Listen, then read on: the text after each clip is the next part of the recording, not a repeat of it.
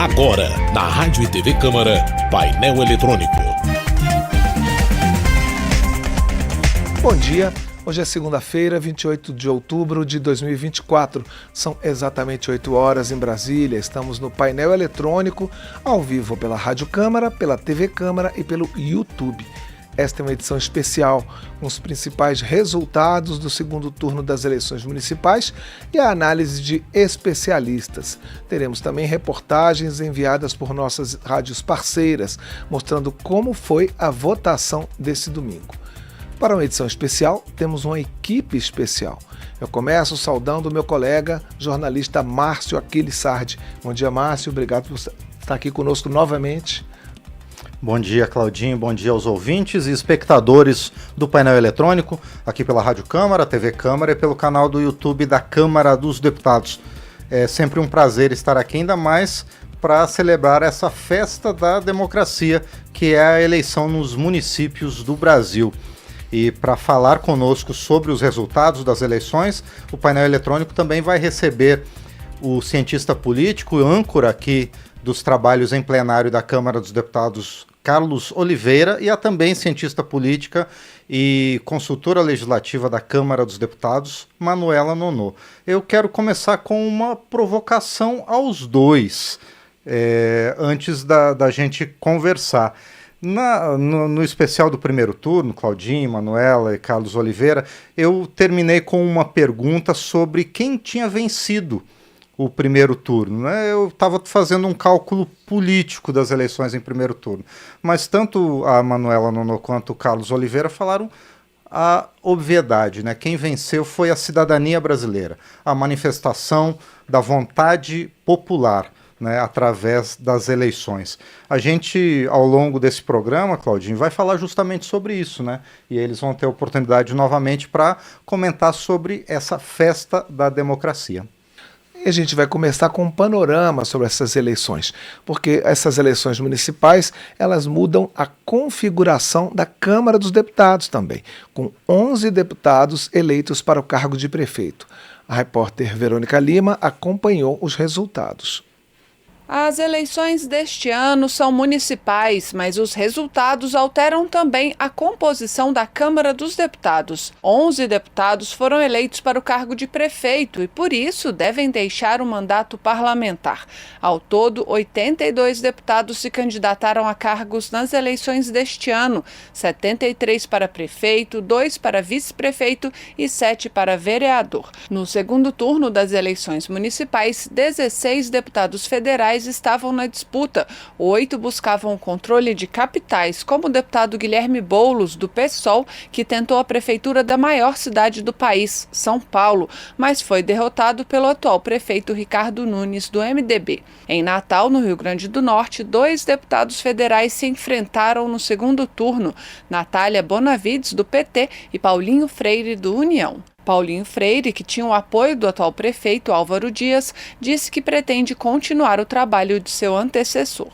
E eu estou aqui muito feliz, vamos comemorar agora com a população, extravasar, para que a gente possa, a partir de amanhã, descer do palanque, arriar as bandeiras e vamos pensar em governar para toda a cidade de Natal. Entre os apoiadores de Natália Bonavides, o clima era de conquista também, considerando positiva a trajetória da candidata nas eleições. Estou muito orgulhosa do que a gente construiu. Parabéns! Que a história é nossa e o povo é quem escreve. Em Ribeirão Preto, no estado de São Paulo, o deputado Ricardo Silva, do PSD, falou da responsabilidade em assumir a prefeitura após uma eleição muito acirrada. A diferença para o segundo colocado foi de apenas 687 votos. Essa vitória, ela dá um recado que é da cidade de Ribeirão Preto.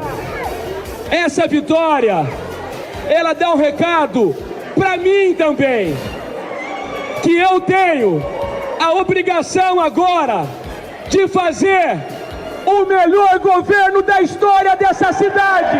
Entre os deputados eleitos prefeitos neste segundo turno estão Abílio Brunini, do PL, em Cuiabá, Mato Grosso, Márcio Correia, do PL, em Anápolis, Goiás, e Naomi Amorim, do PSD, em Caucaia, Ceará. Para o consultor legislativo do Senado, Rafael Silveira, as eleições municipais dizem muito sobre a correlação de forças da política nacional. Alguns senadores e alguns deputados fortaleceram as suas posições.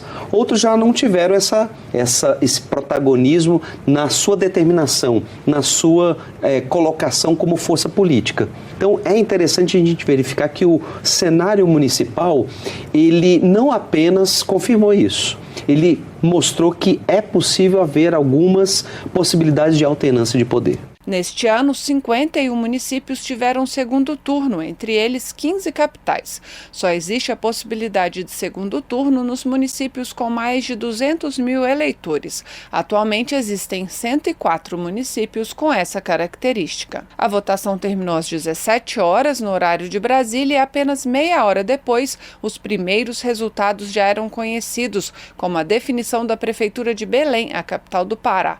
Para a presidente do Tribunal Superior Eleitoral, ministra Carmen Lúcia, as eleições transcorreram da melhor forma para a democracia, com monotonia, ou seja, sem problemas graves. Essa eleição dá demonstração de que clima de violência, intolerância, as desinformações como foram tentando recriar, inventar, fraudar dados para compelir eleitoras e eleitores, é algo fora do comum, fora da regularidade democrática. Um processo eleitoral exemplar, um eleitorado brasileiro que se conforma de maneira exemplar quando tem diante de si a certeza de que as instituições estão funcionando, que os direitos estão para ser exercidos e estão sendo exercidos e que a democracia é um espaço no qual todos podem conviver e devem conviver. Mais de 33 milhões de brasileiros estavam aptos a votar, mas segundo a Justiça Eleitoral, apenas 23 ocorrências foram registradas.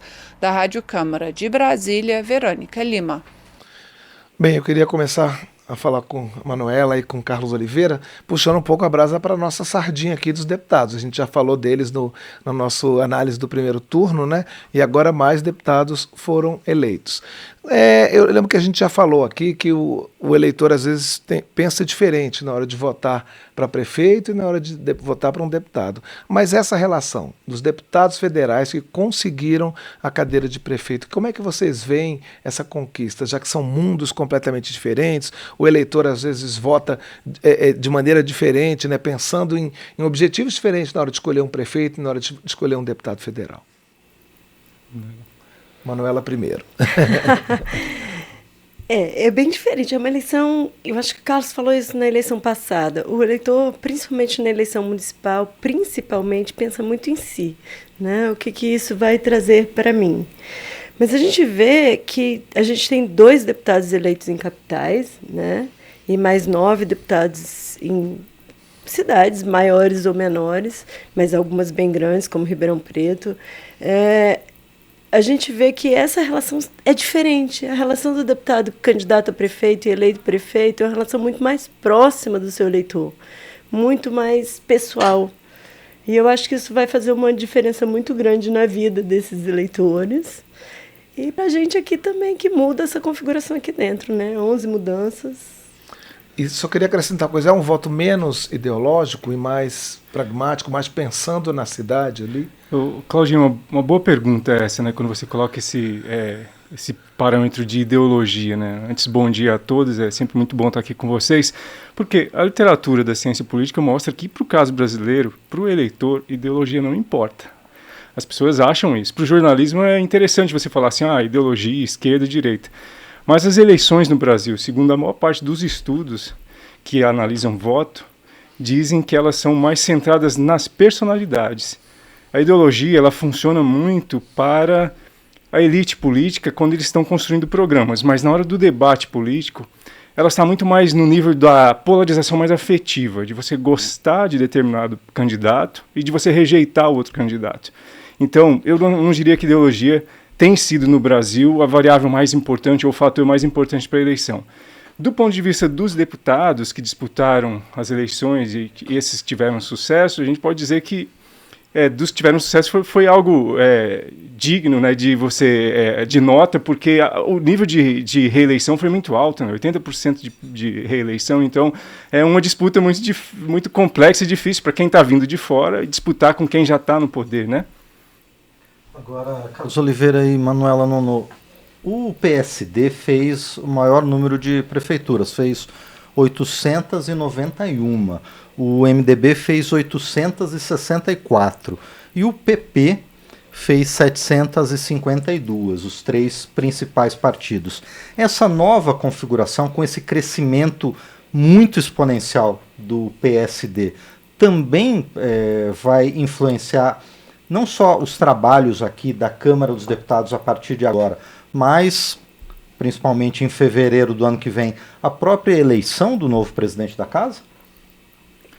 Bom, eu diria que sim, viu? Porque com o PSD, que tem um candidato, que é o deputado Antônio Brito, eu acho que, tendo um candidato, o jogo fica um pouco mais embaralhado, porque o PSD vai ter, talvez, um pouco mais de cartas na manga para poder negociar, né? Então, a meu ver, é possível que isso afete de alguma forma nas negociações para poder conquistar talvez o PT, que vai ser, pelo que a gente observa, o fiel da balança, porque há mais de um candidato nesse campo mais centro, né, digamos assim. Sim. E aí, a meu ver, é possível que haja essa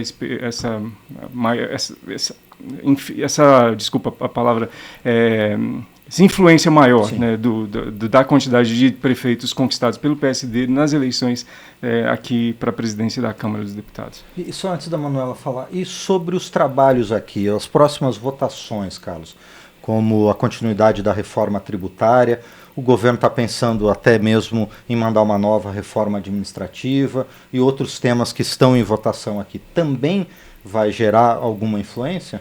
Bom, essa talvez seja mais difícil de responder, mas eu acredito, Márcio, que não deve ter muita mudança, porque o texto da reforma tributária ele foi muito negociado com governadores e com a Confederação, né, Nacional dos Prefeitos e também com as instituições econômicas que impactam nesse tipo de negociação.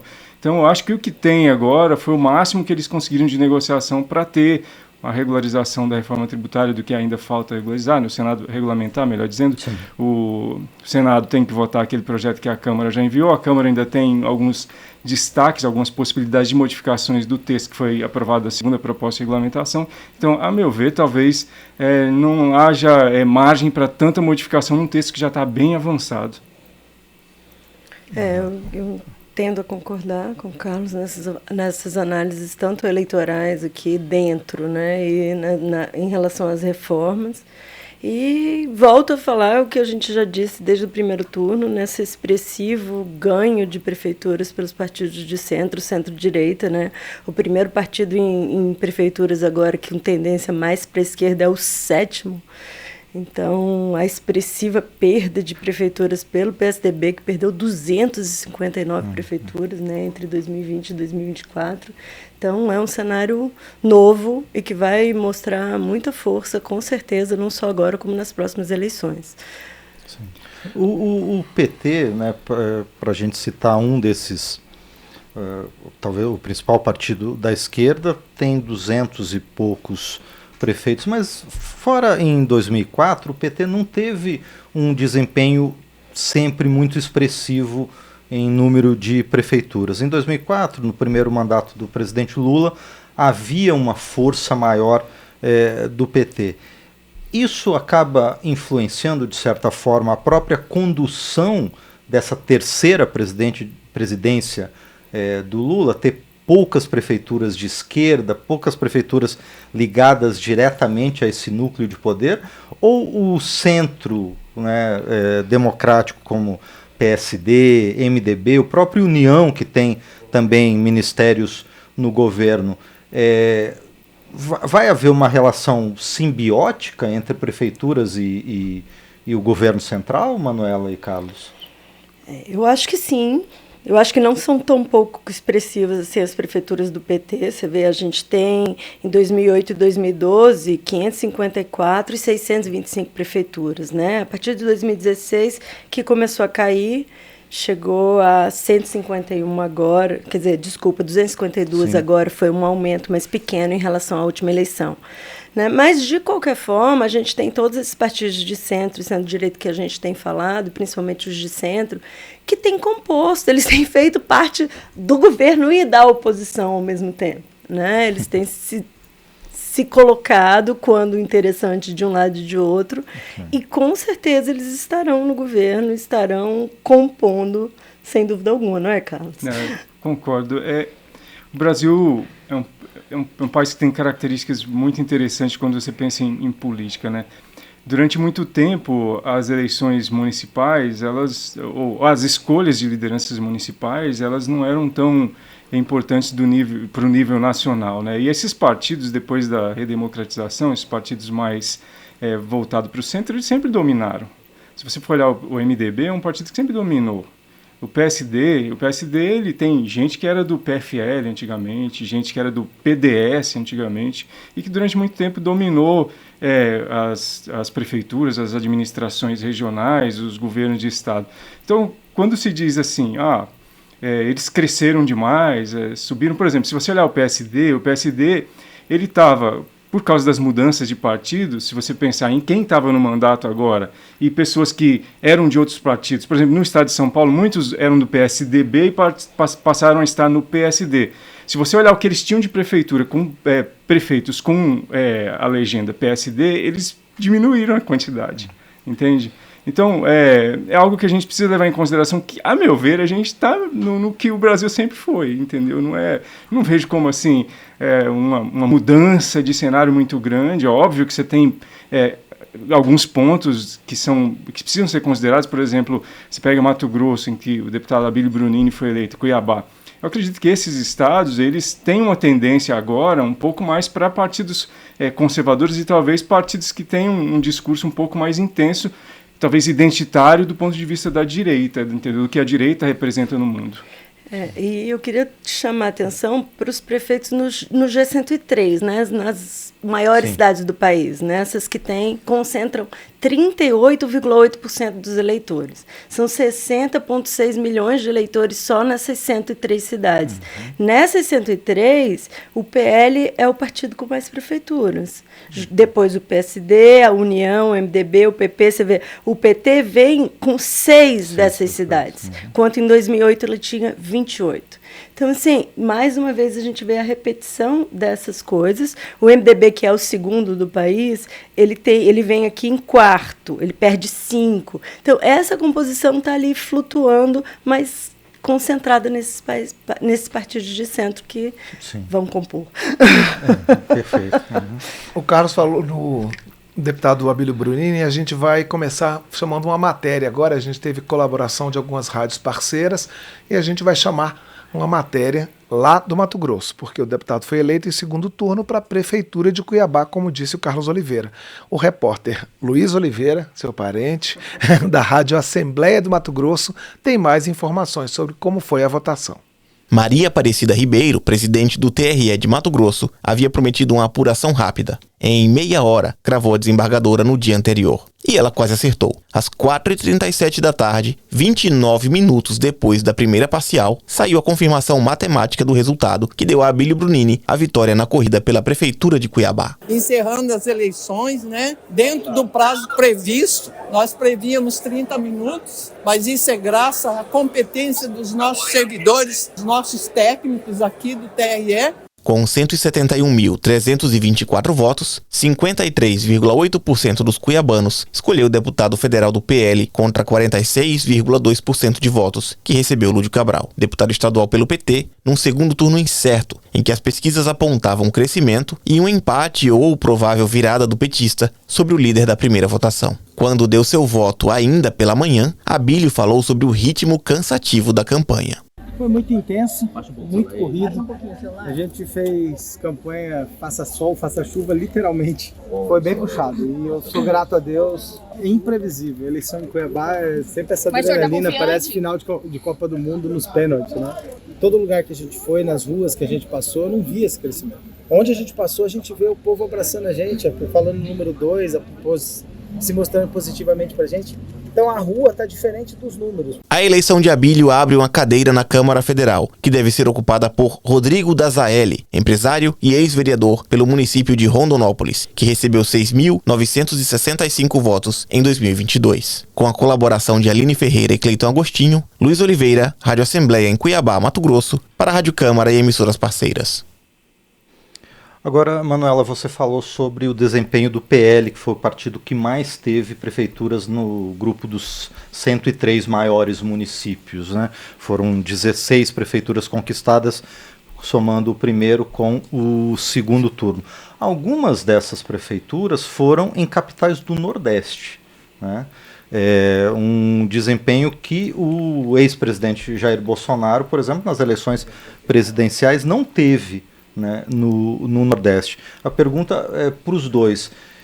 Essas vitórias, primeiro, elas se devem ao bolsonarismo ou a configurações locais? E segundo, esses partidos mais conservadores tendem a aumentar seu espaço no Nordeste? Eu acho que sim. A segunda pergunta. Sim. A gente tem...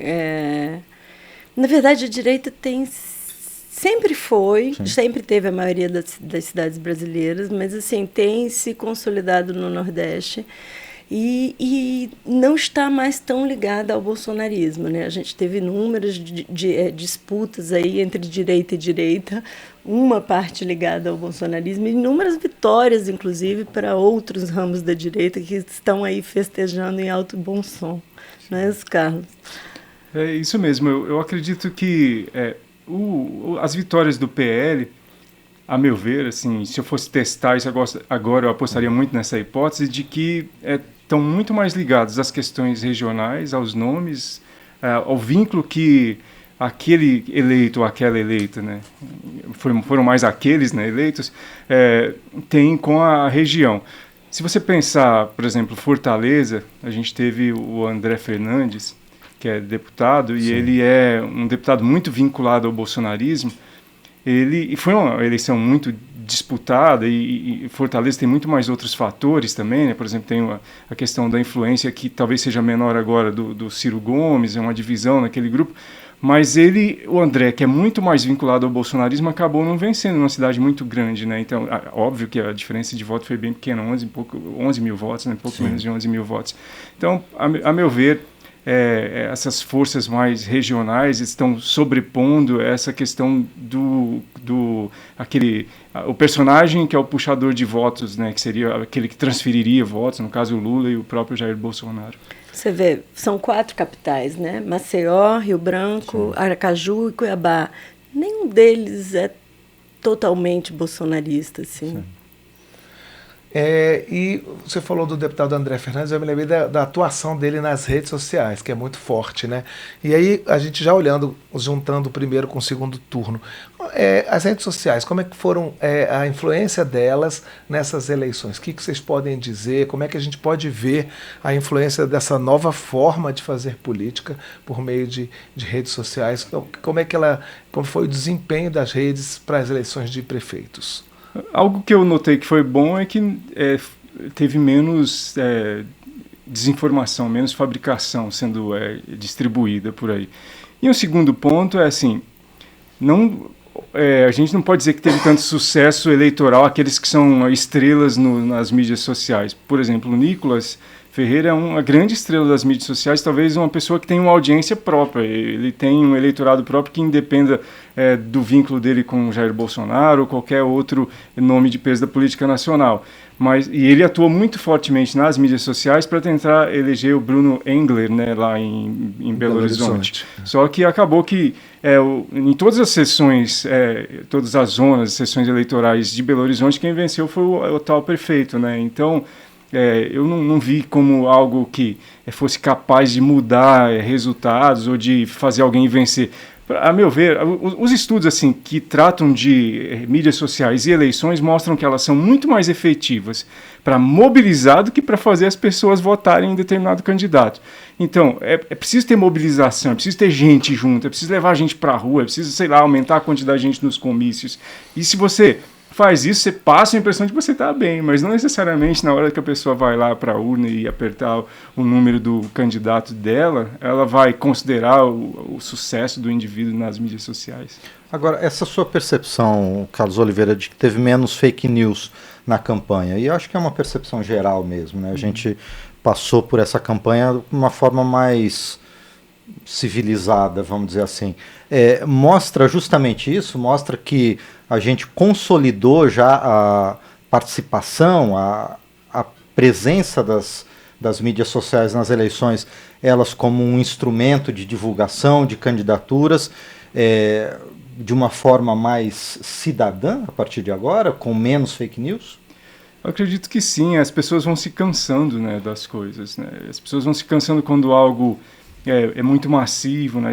E aí, obviamente, a ação da justiça, quando pune, se você olhar a quantidade de pessoas que estão respondendo a processo por divulgarem desinformação, mentiras, então isso acaba inibindo muito a vontade das pessoas de criarem conteúdo falso para poder disputar votos, porque eventualmente ela vai ter algum problema com isso. Mas eu espero que, pelo lado mais cidadão da sua pergunta, que as pessoas estejam mais preocupadas com informações verdadeiras para poder escolher e votar no candidato preferido.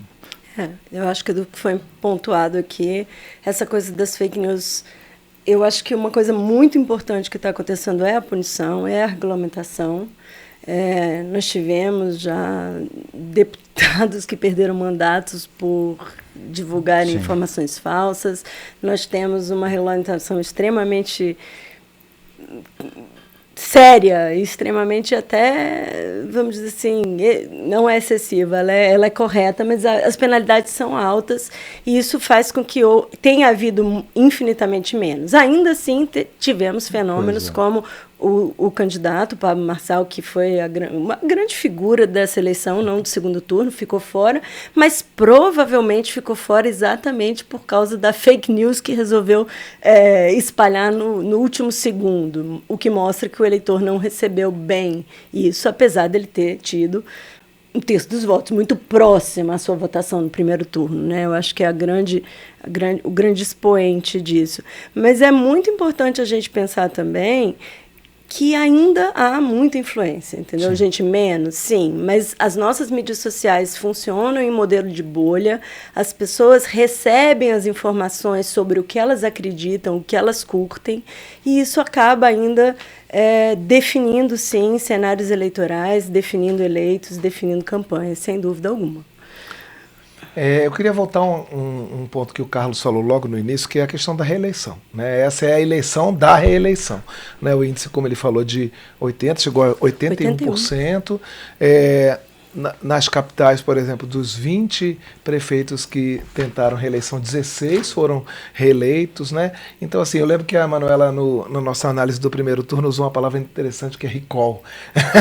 E eu queria que vocês dois falassem novamente, quer dizer, se confirmou essa questão da reeleição como um exame, né, do mandato, assim, as pessoas estão examinando com mais atenção o mandato dos prefeitos que estão ali na hora de votar, não é só no nome, eles realmente, isso talvez possa mostrar que o cidadão ele está verificando se o que foi prometido há 4 anos atrás foi cumprido, como é que está a situação de infraestrutura da cidade, outros detalhes, e isso beneficia quem está ali fazendo um bom trabalho, é reconhecido esse bom trabalho. Eu gostaria que o cidadão tivesse fazendo essa análise mais, digamos assim, mais profunda dos mandatos, Cláudio. Normalmente não é isso que acontece, né? O cidadão ele faz segundo o que os estudos de escolha do voto mostram, é que o cidadão ele faz normalmente, avaliação muito rápida, né? Ele faz uma avaliação assim, olha, o que eu vou ganhar se o fulano de tal for eleito? O que eu vou perder se o concorrente for eleito? Então ele faz um cálculo muito rápido. O esperado seria assim, o indivíduo olhar para si, para a própria comunidade, pensar assim, o que a comunidade vai ganhar ou vai perder? Esse prefeito que está exercendo o mandato agora, ele trabalhou de maneira justa e boa para todo mundo, ele fez o melhor para todo mundo, para a maioria das pessoas? Infelizmente, não é o que acontece. O cálculo é muito rápido, então... Muito individualista. Muito individualista, porque as pessoas estão pensando no dia de amanhã, eu vou estar melhor hoje, entendeu? E normalmente não são coisas assim que envolvam a maior parte da sociedade, que são fatores que vão determinar o que o indivíduo vai escolher para votar. Ele vai votar normalmente no que está mais próximo, ele vai querer diminuir os riscos dele de perda no futuro, entende? Eu falei no Recall, né? Esse fenômeno global de reeleição, gente, isso é mundial. O prefeito, primeiro ele começa a fazer campanha antes de todo mundo. Né? Campanha não declarada, mas sim, ele tem uma base social, uma base de apoio, ele tem assessoria, ele tem mais acesso a recurso, ele leva muita vantagem. Então a gente teve aí de 20 prefeitos de capitais candidatos à reeleição, 16 reeleitos. A gente teve de 3.000 e poucos candidatos prefeitos em todos os municípios, quase 2.500 reeleitos. Foi a eleição da reeleição, 81%. Normalmente, é em volta de 60 e pouquinhos %. Só em 2016 que a gente teve 49%, mas todas as eleições, inclusive 2020, foi 64%. Ou seja, é sempre muito. Mas essa eleição de 2024 agora realmente foi a recordista e a gente entende por todas essas vantagens que o prefeito tem como candidato à reeleição. Agora, Manuela e Carlos, essa reeleição altíssima foi um dos grandes fenômenos dessa eleição? Vocês citaram outros pontos também. Por exemplo, a participação do Pablo Marçal em São Paulo, que quase foi para o segundo turno. A Manuela citou, o Carlos também, né? A queda vertiginosa do PSDB, por exemplo, que sofreu uma situação inimaginável. O PSDB não tem nenhum vereador em São Paulo, né, por exemplo. Ou também a derrocada bastante significativa do PDT, né, no número de prefeituras. Há um fenômeno nessas eleições? Eu vou pegar o caso do PDT como exemplo, né? O PDT e o PSB que teve, por exemplo, no Ceará, é o partido que teve mais prefeituras depois do PT, mas o caso do PSB e PDT, esses partidos, durante muito tempo, foram partidos pequenos e médios, né? Mas eles queriam se expandir nacionalmente. E o PDT e o PSB acabaram abrindo as portas para muitas pessoas que historicamente não tinham vínculo, por exemplo, com o que defendia o Miguel Arraes, que foi o fundador do partido, e os que estavam junto com ele. Então, quando você abre o guarda-chuva para acolher gente de vários pensamentos políticos, inclusive, você tinha gente do PDT que hoje está no PL, que atualmente o PL é um pouco diferente daquele PL que tinha no início, que era um partido mais de centro. Hoje você tem pessoas de centro também no PL. Então eu acredito que esses partidos, igual o PSDB ele também adotou um discurso que é um pouco mais diferente do que seria social-democracia, por causa do pragmatismo eleitoral, e quer ganhar as eleições, ninguém entra na eleição para perder. Então muitos desses políticos que estavam nesses partidos acabaram migrando para outros, e aí você coloca candidatos novos. Por exemplo, o PDT colocou muitos candidatos novos, o PSB também colocou muitos candidatos novos. Eles vão disputar com quem já está recebendo o recall, como disse a Manuela, entendeu? Eu vou interromper nosso bate-papo para chamar outra colaboração de rádio parceira. Agora a gente vai conferir o resultado das eleições no Nordeste. Quem mostra como foi o segundo turno nas capitais da região é a repórter Edileide Vilaça, da Rádio Câmara de João Pessoa, na Paraíba. No Nordeste, foram 4 capitais que elegeram no segundo turno seus prefeitos e vice-prefeitos. Em Natal, no Rio Grande do Norte, o deputado federal Paulinho Freire, do União Brasil, teve 55,34% da votação, com 222.661 votos, contra 179.714 votos de sua adversária, a deputada federal Natália Bonavides, do PT, que alcançou 44,66% do eleitorado. E aqui na Paraíba, João Pessoa reelegeu o atual prefeito Cícero Lucena, do PP. Ele obteve 63,91% dos votos. E o candidato Marcelo Queiroga, do PL, ex-ministro da Saúde do governo Jair Bolsonaro, ficou com 39,9%. Cícero Lucena já estava considerado eleito com 84,86% das urnas apuradas às 17 horas e 35 minutos. Apenas 35 minutos de apuração ele já estava praticamente eleito, já considerado eleito. E durante a campanha eleitoral, Cícero Lucena foi alvo de diversos ataques por parte dos adversários, levando em consideração principalmente operações policiais, que o colocaram no centro das atenções políticas. Entre as operações está a Operação Território Livre, em que a primeira-dama, Laura Emília Lucena, foi presa. Dias depois, ela teve a prisão revogada, mas com a determinação do TRE da Paraíba de usar a tornozeleira eletrônica. Ela foi indiciada por crimes como peculato, coação eleitoral e constrangimento ilegal. Laura Emília é esposa de Cícero Lucena. Ele não foi citado na operação. E no discurso da vitória, num misto de emoção e mágoa, Cícero Lucena dedicou a vitória à esposa. Mulher corajosa, mulher com fé, com descoragem de enfrentar os problemas. Me permito oferecer pela injustiça que ela simboliza nessa campanha, oferecer essa vitória a Laura Emília Lucena. Já Aracaju, capital do Sergipe, elegeu neste domingo sua primeira prefeita, Emília Correia, do PL, com 57,46% dos eleitores, enquanto que Luiz Roberto, do PDT, ficou com 42,54%.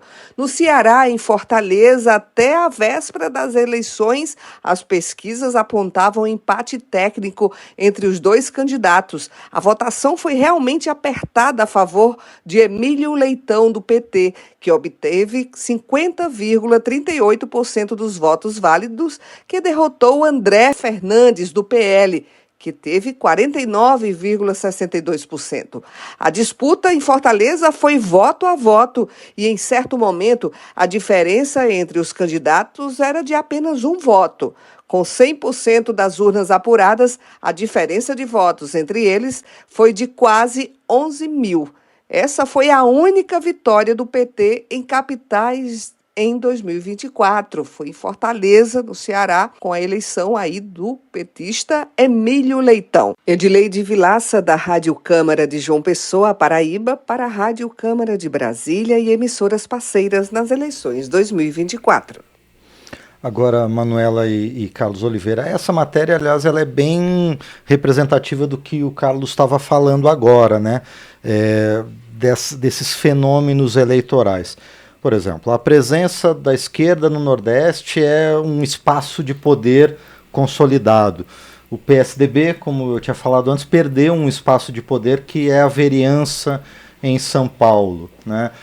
Jair Bolsonaro apostou muito na eleição em Goiânia, e foi derrotado pelo candidato do governador Ronaldo Caiado.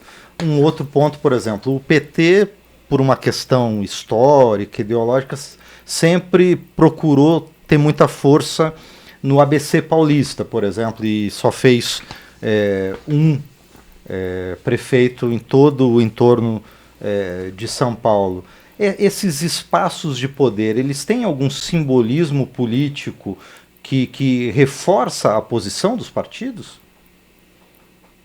Eu acredito que sim, mas mais uma vez eles estão perdendo cada vez mais espaço, né?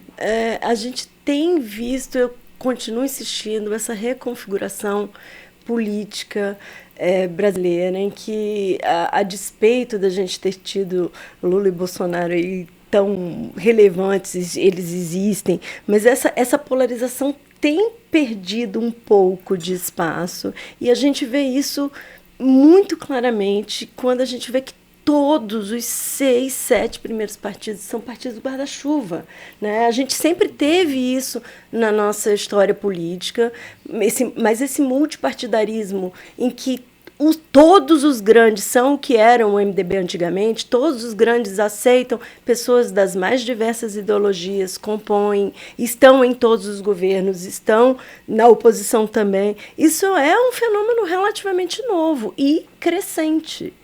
E aí eu acho que esses grandes espaços de tradição estão se misturando. A gente vê tudo isso que você exemplificou agora.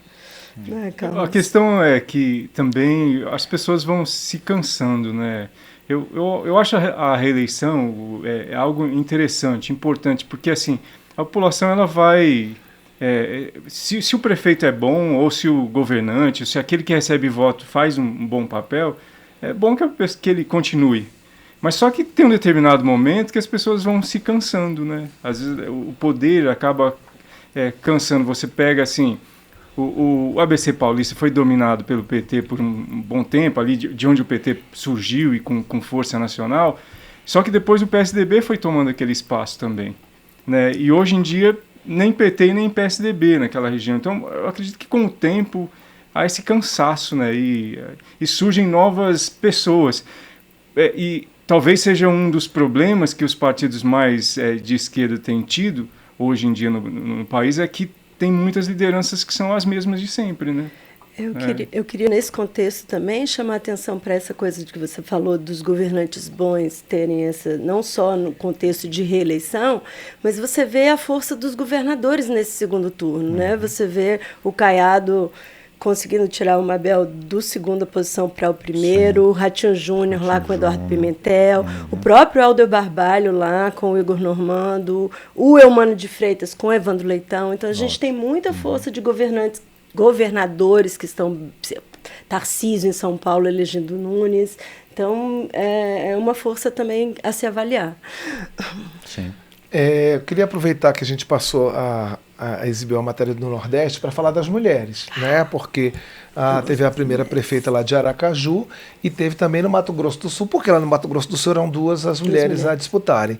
Mas, assim, no cômputo geral, olhando agora, primeiro turno e segundo turno, Manuela começa analisando como é que você analisa a participação das mulheres, a conquista das mulheres nessas eleições municipais. Como a gente já vinha falando, houve um crescimento, né, de 2020 para 2024. A gente sai de 655 para 724 prefeitas, também de vice-prefeitas, de 890 para 1.050. A gente tem prefeitas de capitais em que a gente tinha tido em 2016 só Boa Vista, em 2020 Palmas, a gente passa a ter duas, né, Aracaju e Campo Grande. Em Campo Grande, duas mulheres disputando, isso é interessante. A gente tem mais 8 cidades agora no segundo turno que ganharam prefeitas, né? Entre elas Bauru, entre elas Juiz de Fora, Olinda, que é uma cidade relevante. Então, assim, mais uma vez, a gente tem um pequeno acréscimo, mas um acréscimo que existe, né? Nós saímos também as vereadoras, gente, de 9.300 para 10.500. Está crescendo. Sim. Antes do Carlos também responder, talvez nas eleições municipais o índice mais importante seja o de vereadoras, né, Manuela? E apesar desse crescimento que você falou, ainda mais de 700 municípios não têm vereador, né? Não tem vereadora mulher, né? Aí foi aquela conversa que a gente teve no primeiro turno, né? Que talvez essas coisas sejam chamadas... Gente, a gente vai ter o P20 agora, que o P20, o presidente da Câmara se comprometeu lá no Nordeste a trazer essa questão da reserva de vagas. Eu vou trazer aqui um pontinho para se falar, para ser discutido. Quanta diferença poderia ser feita se a gente tivesse, assim... uma vereadora a mais nesses municípios que não tiveram nenhuma, mais um nesses que só tiveram uma. Enfim, quantas lideranças políticas isso poderia ser criado se houvesse uma política de um certo tempo com esse tipo de posição? A representação precisa considerar o todo da população, né? É muito bonito quando você vê assim, já pensou se nós tivéssemos as câmaras de vereadores e a Câmara, enfim, as representações com paridade, né? 50%, enfim, ou pertinho disso, né? A própria população escolhendo. Então, como isso não tem acontecido, a gente precisa de, como a Manuela estava dizendo, a gente precisa de ter alguma legislação que considere a possibilidade de desenvolver cotas com mais intensidade, começando inclusive pelas as câmaras de vereadores, porque é um local onde as pessoas estão mais próximas, né? Então seria bom. Quando você vê esse crescimento, né, já é algo bom. Se eu não estou enganado, eu estava até buscando dado aqui, parece que em 10 cidades tem maioria de mulheres nas câmaras de vereadores, entendeu? Nessa eleição. Então, eu queria achar aqui, acabei não encontrando. Mas eu li isso na Folha de São Paulo, acho que foi um levantamento da jornalista Mônica Bergamo, eu não tenho agora aqui na mão, e não tenho certeza disso, mas se for já é alguma coisa, né? De qualquer jeito, gente, a gente caminha patinando, né? A gente tem 10.600 vereadoras de 58 mil vereadores. Mas isso se reflete em todos os cargos. Eu estava vendo essa questão da mulher antes de vir para cá, e eu vi que só 28% das secretarias nos governos estaduais e capitais estão na mão de mulheres. A gente só tem uma capital, que é Natal, com paridade de secretários, e 3 estados com paridade nas secretarias estaduais, né? Que é Alagoas, Pernambuco e Ceará, curiosamente, os 3 no Nordeste. Pois é. Então, assim, ainda é uma coisa a crescer, né? Buscar essas mulheres. E muitas vezes nessas secretarias ainda tem aquelas coisas da pasta de mulher, social, né? A pasta social, educação, saúde, né? Nunca a economia. Existe um estudo na sociologia, uma teoria, que é a teoria digamos assim, das funções sociais. Infelizmente, né, ainda a mulher é vista como a pessoa que vai cuidar do lar, a pessoa que vai cuidar do outro quando o outro estiver doente, com necessidade, e o homem é visto como aquele o provedor, o que gera emprego, o empreendedor, e isso acaba refletindo nos espaços políticos. É interessante que isso reflete antes, no acesso, e depois, quando as mulheres estão exercendo as funções. Porque se você for olhar as funções legislativas, digamos assim, as mulheres maioritariamente relatam projetos que têm relação com saúde, com educação, família e políticas relacionadas às próprias mulheres. Quando você pensa em economia, ou no que chama de hard políticas, políticas mais difíceis, impostos, meio ambiente, o próprio serviço público, você vai ver que a maior parte da relatoria e dos cuidados, de maneira até desproporcional, está na mão dos homens. Então, na institucionalidade, acaba que há essa replicação do que acontece na disputa pelo próprio voto. Eu queria voltar a uma pergunta que eu já fiz na outra vez, e agora a gente pode olhar para a eleição de uma maneira mais geral, que é o impacto, né? O Márcio já falou da eleição para o presidente da Câmara, mas eu queria já vislumbrar 2026, né? O que vocês, a partir desse resultado consolidado, né? Capitais do segundo turno, as maiores cidades, o que a gente pode vislumbrar para 2026? Bom, eu acho que já vai provavelmente haver alguma indicação de que o presidente Lula deve fazer alguma mudança nos seus ministérios, porque há eventuais concorrentes que estão no governo agora. E esses concorrentes, eles, quando estão cuidando de orçamento, eles podem desenvolver políticas públicas, né? E isso implica em voto depois. E aí, provavelmente, o presidente Lula deve considerar isso, fazer algum tipo de reforma ministerial, talvez no próximo ano. E essas reformas ministeriais fazem parte das estratégias, eu acredito, não só de governo, né, de governança, mas também para as disputas eleitorais de 2026. Não sei se o resultado mostrando que os partidos de centro e de centro-direita tiveram um pouco mais de voto vai determinar que eles vão ganhar a presidência da República, porque, a meu ver, são eleições diferentes. Eu concordo, eleições muito diferentes. Acho que tende a haver talvez um ganho de ministérios, de cargos relevantes no governo, por esses partidos que têm apoio governamental e que fazem parte desse apoio e que ganharam expressivas prefeituras, ao mesmo tempo com que, com certeza, o presidente começa a olhar com mais cuidado ainda para São Paulo, para o Tarcísio, para esses potenciais pessoas que vão disputar com ele, possivelmente. Acho que o Caiado mostra muita força também elegendo em Goiânia, então a gente ganha forças de oposição relevantes, além do tradicional bolsonarismo. Sim. O Ratinho Júnior também, que você havia citado, é um deles. Mas, por outro lado, um nome que sempre se colocava como um eventual candidato em 2026, teve uma atuação bastante apagada nessas eleições, que é o governador de Minas Gerais, Romeu Zema. O Novo também está reconfigurando seu papel nesse projeto todo aí, nessa situação toda das eleições municipais? Você vai começar? Eu acho que o Partido Novo ele tem um discurso que é muito mais difícil de você transmitir para o eleitor médio o que eles pensam, né? Então, se você for considerar o governo do Zema, que não é mal avaliado, é um governo até bem avaliado, mas quando ele vai disputar nacionalmente, talvez o discurso dele não é um discurso fácil, né? Aquilo que eles defendem não é algo tão simples. É igual você pensar na própria... nos partidos de esquerda, por exemplo, se eles vão tratar de um assunto difícil, vamos pensar em violência.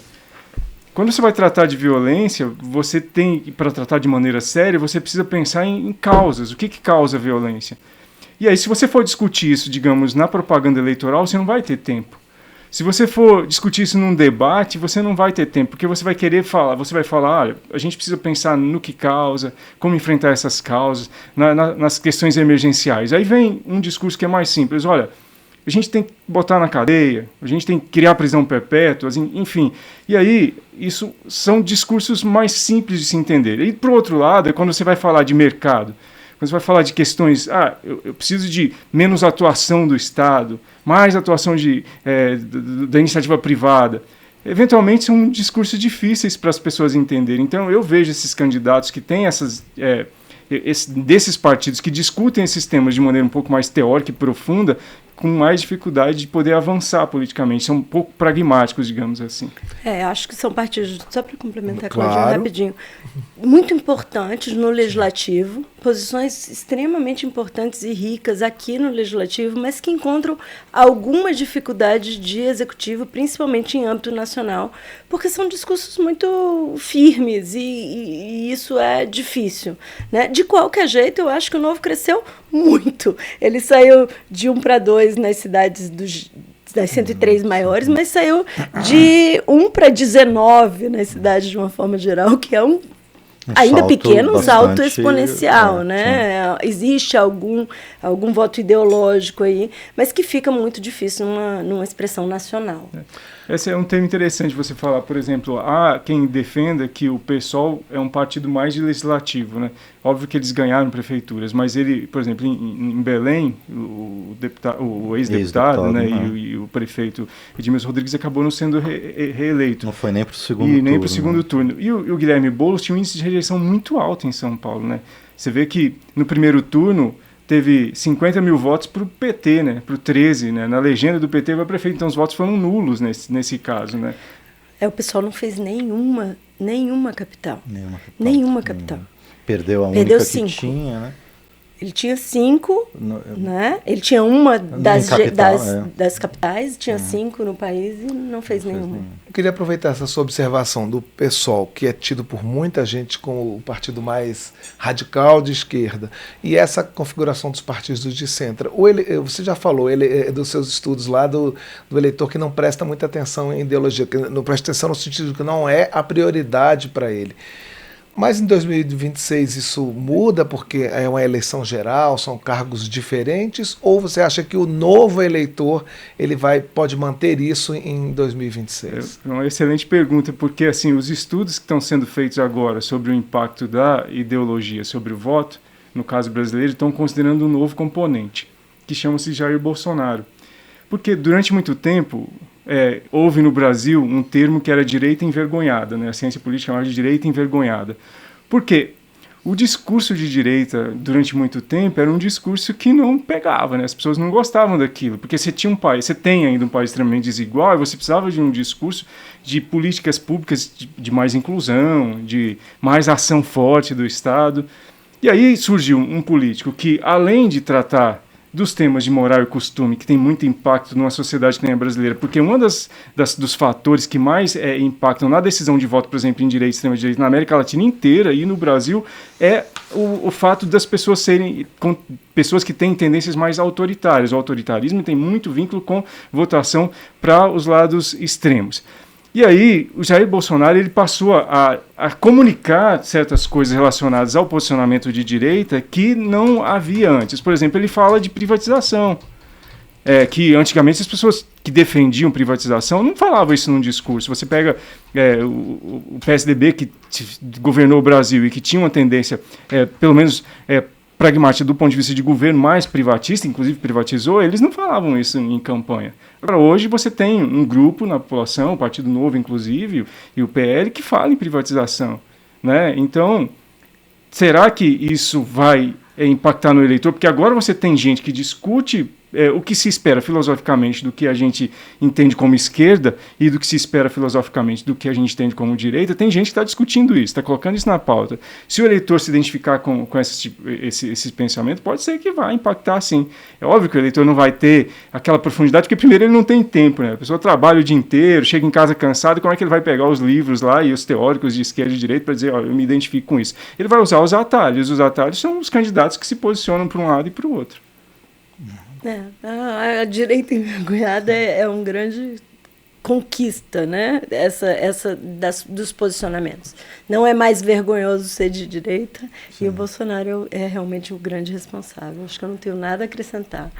Agora, Manuela e Carlos Oliveira, a partir desse resultado do segundo turno, somado ao que já aconteceu no primeiro turno, a gente vê o surgimento ou o fortalecimento de algumas lideranças, tanto entre os prefeitos, talvez o grande exemplo seja Eduardo Paz no Rio de Janeiro, mas também Eduardo, homônimo, Pimentel, em Curitiba, o próprio Ricardo Nunes em São Paulo, que não tem uma atuação tão nacional, Sandro Mabel em Goiânia, que já foi até deputado federal, foi uma força política muito importante no governo de Michel Temer, e seus padrinhos políticos, né? Ronaldo Caiado em Goiás, Ratinho Júnior e Rafael Greca no Paraná.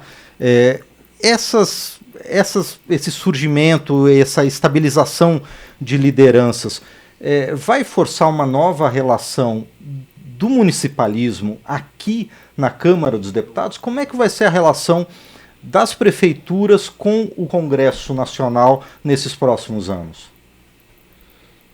Eu não vejo grandes mudanças. Uhum. Eu acho que ela continua sendo o que foi, né? Claro que quando a gente fala de grandes cidades como Rio de Janeiro e principalmente como São Paulo, isso é uma força grande demais. Mas, de uma forma geral, mesmo as prefeituras de capital, elas têm a força aqui junto à sua bancada, né? Vem fazer pressão, sim, porque as capitais concentram grande porcentagem do eleitorado e grande porcentagem do eleitorado mais esclarecido, que deixa mais redutos para outro tipo de campanha no interior, principalmente no Norte e Nordeste, mas eu não vejo uma grande reconfiguração nas relações aqui dentro, não. E você, Carlos? Eu não vejo também, concordo. E fora que a gente tem um aspecto para se considerar que existem consórcios, né? As prefeituras, né? Elas se unem em torno de algumas pautas, né? E aí, quando elas formam esses consórcios, elas vêm para a negociação com uma força mais geral, e é algo que já tem sido feito, né? Que é uma cultura. Eu, sinceramente, não consigo. É algo que pode acontecer, mas eu não vejo assim, evidências que apontem para que haja esse tipo de mudança agora. E, normalmente, os municípios são muito bem organizados. As associações de municípios nacionais, independentemente das forças políticas, vêm com as pautas para dentro do Congresso, sempre com muita força. A gente vê as marchas de prefeito aqui, exatamente. Tudo isso muito significativo. Bem, a gente está terminando essa edição especial do Painel Eletrônico, segunda-feira, 28 de outubro, pós-segundo turno das eleições. programa teve a apresentação de Cláudio Ferreira, produção de Carmen Fortes e Daniele Barreto, trabalhos técnicos de Bebiano Nunes, Gilson Ribeiro, Antônio Marcos, Leandro Gregorini, Carlos Mendes e Gilmar Nunes. Diretor de imagem, Glaucio Branquinho. Edição de Marcelo Larcher e Cláudio Ferreira, diretora da Rádio Câmara, Ana Raquel Macedo, diretora da TV Câmara, Dini Moraes, diretor de Comunicação e Mídias Digitais, Kleber Queiroz Machado, secretário de Comunicação, deputado Gilmar Tato, secretário de Mídias Digitais, deputado Luciano Dutti. A gente está de volta amanhã a partir das 8 da manhã e eu gostaria de agradecer mais uma vez aos nossos convidados, consultora da Câmara Manuela Nonô, doutor em Ciência Política Carlos Oliveira, para a participação nessa edição especial. Eu que agradeço o convite, é sempre bom estar com vocês aqui. E muito obrigada. E eu agradeço a parceria sempre enriquecedora do meu colega e amigo, o jornalista Márcio Aquilissardi. Obrigado pela oportunidade, Claudinho, para eu aprender sempre um pouco mais com esses dois convidados ótimos. Obrigado. Obrigado a todos por trazerem informação e análise ao telespectador da TV Câmara e ao ouvinte da Rádio Câmara. Você acompanhou Painel Eletrônico.